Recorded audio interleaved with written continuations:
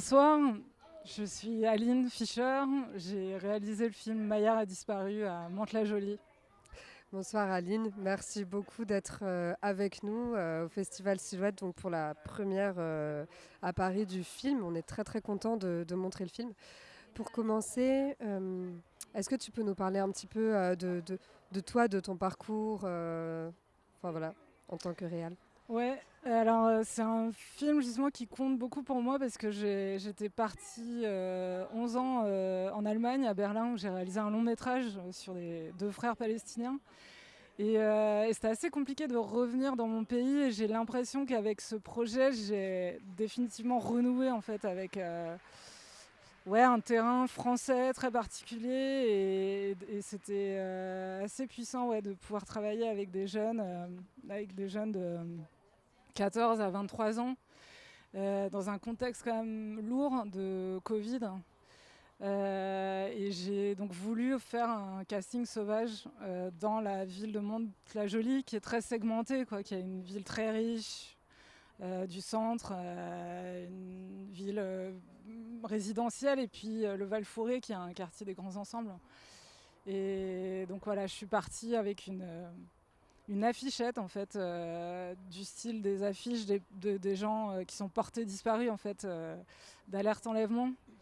Et c'était un peu un geste performatif de diffuser cette affiche. C'était en hiver et j'allais devant différents lieux, les écoles en fait, les lycées qui étaient soit privés, soit techniques, soit généraux et je parlais avec les gens dans la rue. Il y avait un peu un truc de légende urbaine qui se propageait autour de la disparition de cette jeune fille qui s'appelle Maillard, qui a 16 ans. Et c'était le point de départ en fait, du projet. Et j'ai attendu de voir quelles étaient les réactions et j'ai pu travailler avec des jeunes qui se sont sentis happés par cette annonce de disparition. Ok, intéressant. Et oui, parce que et justement en termes de contexte de production, ton film c'est aussi un film, si je ne me trompe pas, d'atelier. Enfin, est-ce que tu peux nous parler de ce contexte aussi de production et peut-être du travail avec les jeunes et leur implication je ne sais pas s'ils ont été impliqués dans l'écriture ou dans la phase de tournage ou peut-être aussi de post-prod. Ouais, alors moi il y avait ce truc un peu où je faisais pas mal d'ateliers en milieu scolaire et je voulais pas que ce soit vraiment un film d'atelier, dans le sens où j'avais pas envie de travailler avec un groupe prédéfini. En fait, je voulais vraiment que ce soit une espèce de rencontre qui se construise autour un peu de ce mythe de la disparition. Et donc j'avais une carte blanche avec passeur d'images en Ile-de-France et la CRIF, et je me suis installée en fait dans un centre culturel au milieu du Val-Fouré. Et j'ai eu l'aide donc de l'exploitant en fait du cinéma qui s'appelle Kevin Hirzi.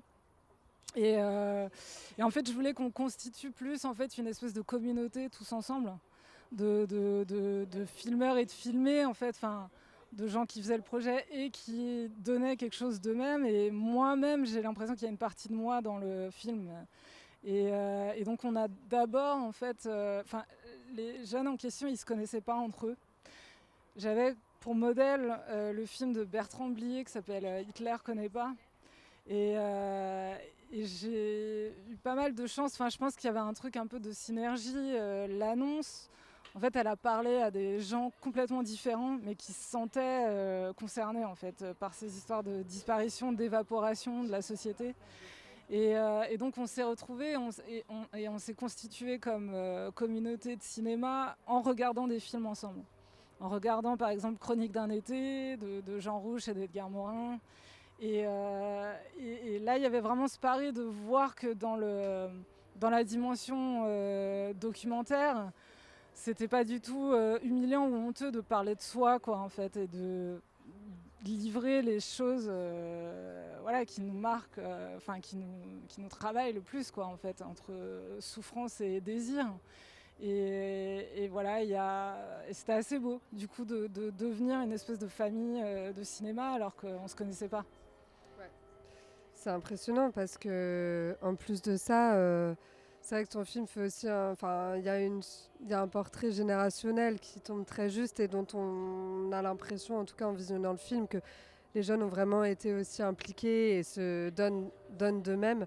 Et comment tu as réussi, en fait, comment tu as travaillé avec eux pour arriver justement à ce résultat et aussi à la lisière des genres entre la fiction, le documentaire Ouais, et alors moi j'étais vraiment aussi un peu en état de choc à la sortie des confinements successifs. Et j'étais vraiment dans une recherche de connexion.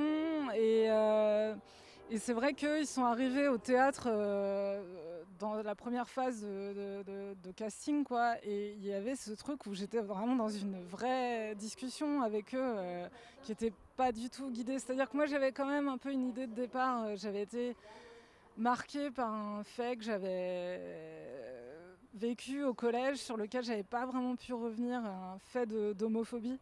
En fait, il y avait un truc latent qui courait dans une classe qui m'avait un peu choquée. Et en fait, bizarrement, le truc, c'est que la récolte des récits personnels qui est intervenue pendant le casting, elle a fait un peu, elle a abouti à une espèce de fiction, quoi, autour de cette disparition. Après, c'est très dur d'en parler parce que ça spoil, ça casse d'emblée le dispositif. Il y a vraiment un truc entre la vérité et le mensonge qui court durant tout le long. Mais le deal, c'est qu'on avait le droit de tout dire. Et en fait, on était dans une discussion à bâton rompu, mais on avait le droit de mentir et de se cacher aussi derrière une fausse identité. Et donc, des différents récits en fait, qui ont émergé pendant ces rencontres, on a recréé comme ça une histoire et on est allé de plus en plus vers la fiction. Ok. Et, euh, et du coup, on a aussi, dans le film, on a un aperçu. Enfin, est-ce que tu peux nous parler aussi de comment les jeunes, eux, ont reçu le film et les images qui ont été tournées est-ce que vous avez, enfin voilà, est-ce qu'ils ont vu le film, qu'est-ce qu'ils en ont pensé, qu'est-ce que ça leur a fait Ouais, en fait, en tout cas, plutôt qu'un processus d'écriture, on était plus dans des espèces d'expériences.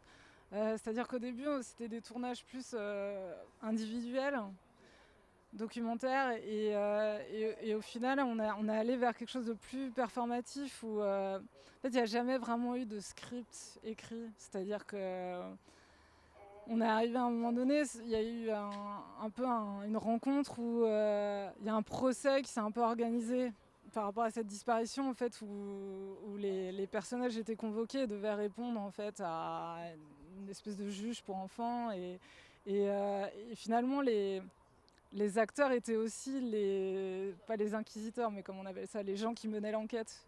Donc on était un peu comme ça dans une espèce d'élaboration de fiction, enfin un peu dans des gestes. C'était pas improvisé parce qu'il y avait quand même des lignes. En fait, c'était à chaque fois, on partait comme ça en divagation sur ce qui pouvait se passer autour de cette fille, et en même temps, on faisait intervenir, enfin, il faisait intervenir aussi les protagonistes des vraies choses de leur vie. Ou en même temps, ils se servaient de propos qu'ils avaient entendus d'autres de la communauté, quoi, sur des rencontres précédentes.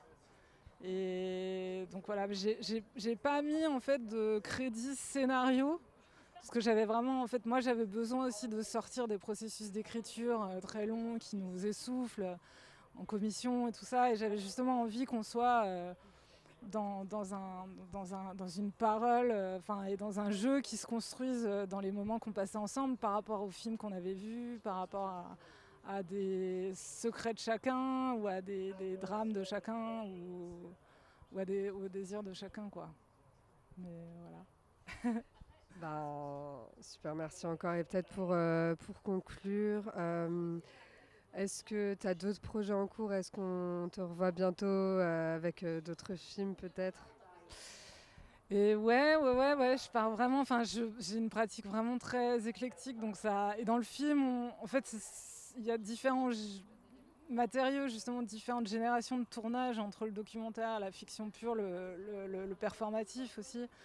Et là, je travaille en ce moment sur un journal où il y a pas mal de mise en scène et pas mal de moments documentaires aussi. Et c'est lié à l'Amazonie. En fait, c'est une espèce de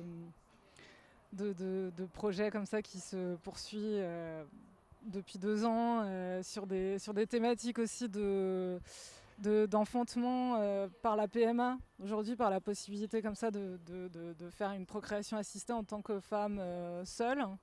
Et donc voilà, j'assiste un peu à cette révolution de la PMA via la nouvelle loi bioéthique et en même temps c'est lié à une histoire de disparition aussi en Amazonie, voilà, dans un monde complètement étranger, dans une altérité pure qui est vraiment une société indigène autochtone dans le sud-est du Pérou. Ok, trop intéressant, on a hâte de voir. Voilà. Bah, merci encore en tout cas Aline. Merci beaucoup.